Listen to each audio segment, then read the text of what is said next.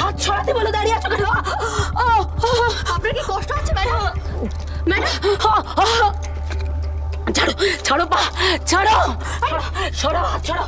শুনতে পাচ্ছ না? হাত সরাও। তুমি কি শুনতে পাও না? কথা শুনতে পাচ্ছ না তুমি? আমার পা, আমার পা জ্বলে গেল। আমার পা, পা আমার জ্বলে।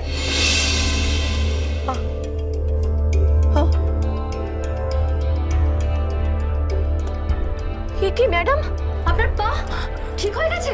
আপনি হাঁটতে পারছেন? কি হয়েছে কি মা?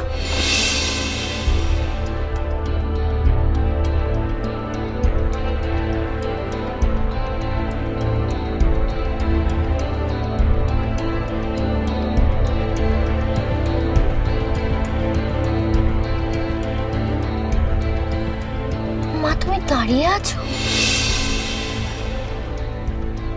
তুমি দাঁড়াতে পারো মা? এসব কি হচ্ছে দামিনী? এসবের মানে কি? তুমি হাঁটতে পারো অথচ হাঁটতে না পারার অভিনয় করছো কেন? কেন করছো এসব?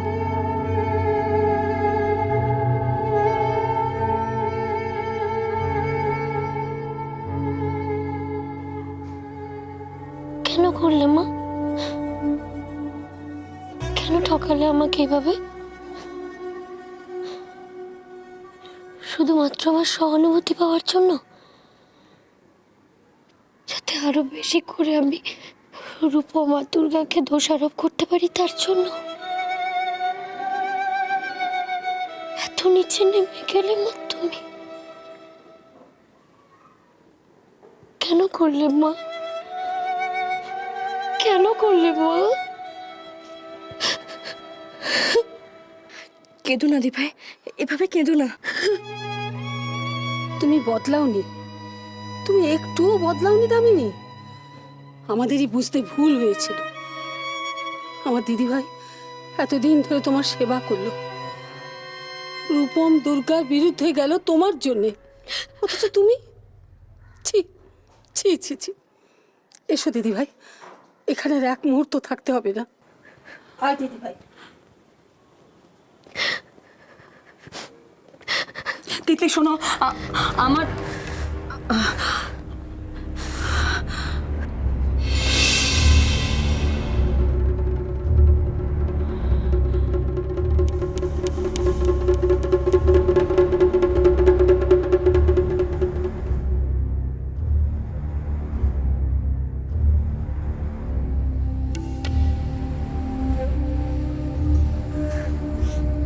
আয় মা, আয় আমার কাছে আয়।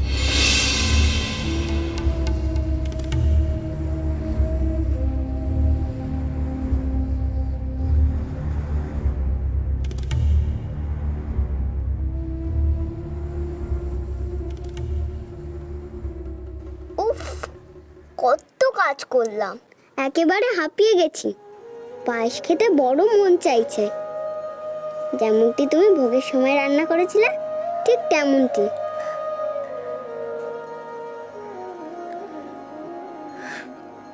চল মা, তোকে এক্ষুনি পায়েস রোদে খাওয়াচ্ছি। আয়, আয় আমার সঙ্গে।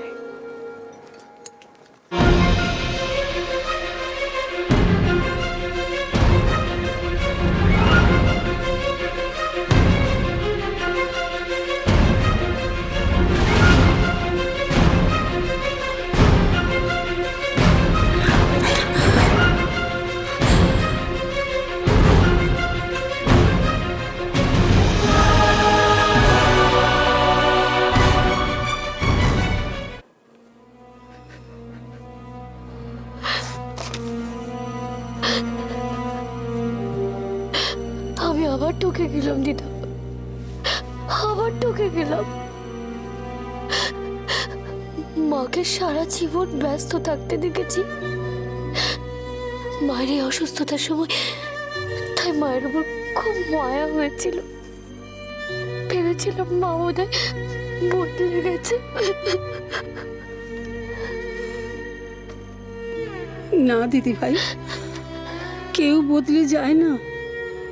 যার যা প্রকৃতি সে তাই থাকে, কেউ বদলে যায় না। সব মেয়েই তো চায় তার মা মানুষের মতো হোক, তার ব্যবহার ভালো হোক। তুইও তো তাই চেয়েছিলি দিদি ভাই। মায়ের জন্য আমি সবার সাথে কত খারাপ ব্যবহার করেছি, তোমার সাথে কত খারাপ ব্যবহার করেছি। না দিদি ভাই, আমি কিচ্ছু মনে করিনি, কিচ্ছু না। না দিদা,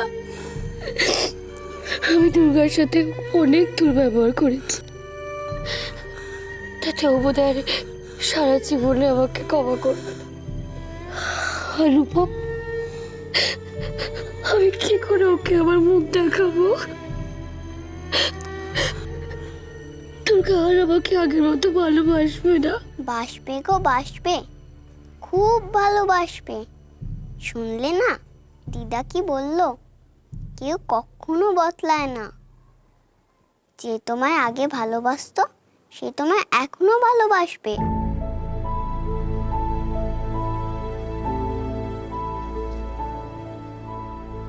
তুই এখানে দাঁড়িয়ে দাঁড়িয়ে লুকিয়ে আমাদের কথা শুনছিলি? লুকিয়ে শুনবো কেন? আমি তো এমনি সব শুনতে পাই, সব শুনতে পাই। তুই যে বলেছিলি চলে যাবি, গেলি না তো? আরে তুই দামিনীর ঘরে গিয়ে কি করছিলি? মামুনির পায়ে তেল মালিশ করছিলাম গো। তাতেই তো জানতে পারলাম মামুনি হাঁটতে পারে।